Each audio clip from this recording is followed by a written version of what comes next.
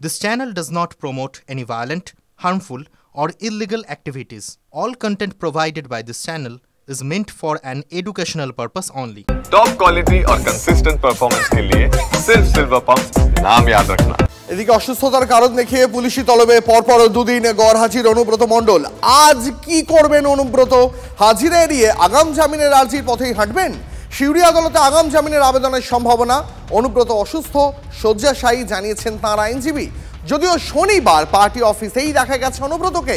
অনুব্রত কোনো ফোন করেননি দাবি তাঁর অনুগামীর। এআই মানে আর্টিফিশিয়াল ইন্টেলিজেন্সের কারসাজিতে নাকি গলা নকল দাবি কেষ্ট অনুগামীর।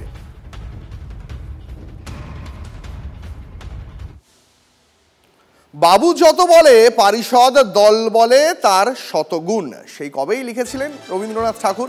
কথাগুলো আজও সমান প্রাসঙ্গিক। জানেন তো, আইসিকে ফোনে হুমকি দেওয়ার কথা স্বীকার করে নিয়েছেন অনুব্রত মণ্ডল, কিন্তু তার অনুগামীর দাবি সবই এআই এর কারসাজি। তাও নাকি ক্ষমা চেয়ে নিয়েছেন অনুব্রত বাবু। বোলপুর থানার আইসিকে অকথ্য ভাষায় আক্রমণ, হুমকি। হ্যাঁ, হ্যালো রাজীব কুমার, আমার উপরে মন্ডল বলছি। সরাবে না নাকি? পশু ডেপুটেশন দিয়েছি, মারবে কি মারবো দেখুন আমি। গলাকার শুক্রবার শনিবার দিনভর চর্চা জল্পনা। গলা অনুব্রতর, প্রথম বয়ান তৃণমূলের। অনুব্রতকে ক্ষমা চাইতে বলে তৃণমূল কংগ্রেস। এরপর অপরাধ স্বীকার করে ক্ষমা চেয়ে দুটি চিঠি দেন অনুব্রত মণ্ডল।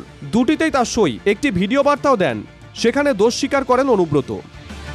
আমি খুব দুঃখিত, কারণ আমি ওষুধ ফষুধ ডাক্তার খাই তো অনেক ঘুমের, আর আমি এখন 10টার সময় ঘুমিয়ে যাই এবং ঘুমের ট্যাবলেটও খাই। নিজের রাত সামালতে পারিনি, এটা স্বাভাবিক, আমি বলেছি। এর জন্য আমি দুঃখিত, আমি ক্ষমা প্রার্থী। যদি এটা যদি স্বাভাবিক আমার মুখ থেকে কথাটা বেরোনো উচিত নয়, তার জন্য আমি দুঃখিত এবং ক্ষমা প্রার্থী।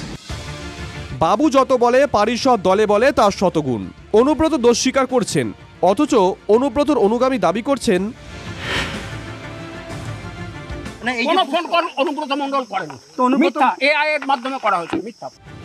এআই মানে আর্টিফিশিয়াল ইন্টেলিজেন্স, মানে কৃত্রিম বুদ্ধিমত্তা। এই অভিযোগ উঠছে কেন? অনুব্রত তো নিজেই স্বীকার করেছেন অনুব্রত ঘনিষ্ঠ দমতে নারাজ। পার্টি যা নির্দেশ দেবে অনুব্রত মণ্ডল তাই। পার্টিকে জানিয়েছেন যে এআই এর মাধ্যমে করা হয়েছিল। দল যা করা না হলো, দল যা নির্দেশ দেবে তাই। মানে দল বলেছে, যা বলেছে করে। দল ক্ষমা চাইতে বলেছে বলে ক্ষমা চাইছে, মানে সেটা এআই এর জন্য হলো বলছে। যা হোক, যা দল বলবে তার বাইরে করবে না। আচমকা এআই তত্ত্ব ভাসানো হলো কেন? এর পিছনে কে? অন্দরের খবর, অনুব্রতর কৃতকর্মে ক্ষুব্ধ অভিষেক বন্দ্যোপাধ্যায়। মমতা বন্দ্যোপাধ্যায় ও সুব্রত বক্সির সঙ্গে কথা হয়েছে অভিষেকের। ৩রা জুন অভিষেক দেশে ফেরার পর কঠোর সিদ্ধান্ত নেবে কি তৃণমূল? বীরভূমের কোর কমিটির সদস্য পদও কি চলে যেতে পারে কেষ্টর? বীরের সম্মান ইতিমধ্যেই কাঁদতে শুরু করেছে তৃণমূল কংগ্রেস। রাজনীতির মাঠে কোণঠাসা হয়েই কি অনুগামীকে দিয়ে এআই তত্ত্ব ভাসিয়ে দিলেন অনুব্রত? ২৪ ঘন্টা গেছে তো ভেবেছে এআই শব্দটাও তো ওনার ডিকশনারির মধ্যে থাকা দরকার, ফলে এই ডিকশনারিতে ছিল না। ২৪ ঘন্টা পর মনে পড়েছে, অক্সিজেন কম তো। আরে এআই এর কাজটা যে হলেও যে যার বিরুদ্ধে অভিযোগ সেই তো বলছে আমি বলেছি, বেশি ওষুধ খেয়ে বলেছি। এখন ওষুধটা তরল ওষুধ না শক্ত ওষুধ না কি সেটা বলেন, আমি বলছি ওষুধ খেয়ে এরকম হয়ে গেছে। ভাই তাহলে কোর্টে চ্যালেঞ্জ করে দিক, এআই ভয়েস করা হয়েছে। দেবব্রত সরকার কি বললেন সেটা বড় কথা নয়। অনুব্রত মণ্ডল লিখিতভাবে তিনি ক্ষমা প্রার্থনা করেছেন, তো তিনি যদি না বলে থাকতেন তাহলে লিখিতভাবে ক্ষমা প্রার্থনার বিষয়টা আসতো না। এরই মধ্যে বীরভূমের জেলা সভাধিপতি কাজল শেখ কলকাতায় পৌঁছেছেন। দলীয় বৈঠকে যোগ দিতেই কি কাজল মহানগরে? তাই কি অনুব্রত রক্তচাপ আরও বাড়ছে? Bureau report, TV9 Bangla. Anubrata Mondal তৃণমূলের ছাত্রনেতা বিক্রমজিতের পথেই হাঁটলেন তৃণমূলের বিধায়ক হুমায়ুন কবির। এবার পুলিশকে বেলাগাম আক্রমণ ভরতপুরের তৃণমূল বিধায়কের। বিরোধী দলে থাকলে থানাগুলিকে শায়েস্তা করার হুঁশিয়ারি হুমায়ুনের। তার হাতে পায়ে বেড়ি পরানো রয়েছে, তাই কিছু করতে পারছেন না, মন্তব্য শাসক দলের বিধায়কের। মুর্শিদাবাদের বেশ কিছু থানা, যেমন ওই ঘটনাটা ঘটেছে শামশেরগঞ্জ থানায়, এখনো লালগোলা থানা, বড়ুয়া থানা, আমার ভরতপুর থানা, এমন কিছু কিছু কর্মকাণ্ড চলে। আমি যদি বিরোধী আসনে থাকতাম 24 ঘন্টা সময় লাগতো না এসব শায়েস্তা করতে। পুলিশের চমকানি থেকে ভয় করবেন না।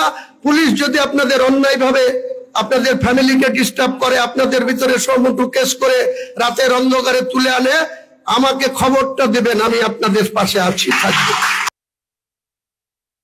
তৃণমূল কংগ্রেস একটা নেতিবাচক রাজনীতি করবে, ফলে সেই নেতিবাচক রাজনীতি বিরোধী হিসাবে এবং পরবর্তীকালে শাসক দলে আসবার পরেও নেতিবাচক মানসিকতা কাটিয়ে উঠতে পারে, তারই ফলশ্রুতিতে এই ধরনের ভাষ্য। আর একই ঝাড়ের ভাস, ফলে অনুব্রত যা বলবে হুমায়ুনও তাই বলবে, এর মধ্যে আলাদা হওয়ার তো কোনো সম্ভাবনা নেই। এবং প্রশ্ন উঠছে যে তাহলে এই অবস্থার পরিবর্তন কি হতে পারে? এই অবস্থার পরিবর্তন একমাত্র এই রাজ্যের মুখ্যমন্ত্রী তথা তৃণমূল কংগ্রেসের অপসারণ ছাড়া এই পরিস্থিতির কোনো ধরনের পরিবর্তন হওয়া সম্ভব না।